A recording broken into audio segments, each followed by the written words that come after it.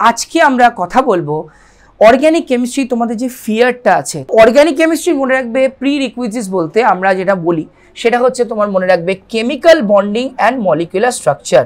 যে চ্যাপ্টার্সগুলো ওই বেসিক পার্টের মধ্যে কভার করে তাদের মধ্যে একটা চ্যাপ্টার হচ্ছে জেনারেল অর্গানিক কেমিস্ট্রি।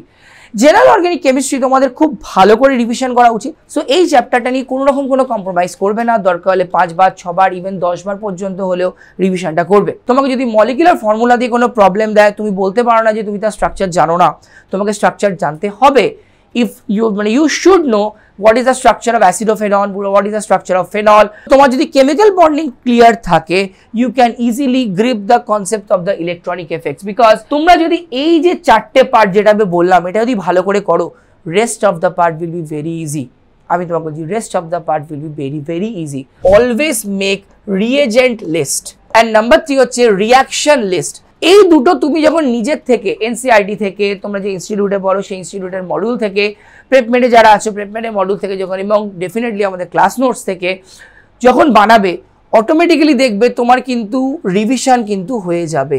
রিভিশনটা করার পর মাইন্ড ম্যাপসগুলো নিজেরা কনস্ট্রাক্ট করার চেষ্টা করো without the help of your text book. Solve minimum 50 থেকে 100 MCQs। Previous years problem directly প্রথমে করতে যেও না, বিকজ তাহলে কিন্তু একটা টাইপ অফ এমসিকিউ তুমি করবে জিনিসটা।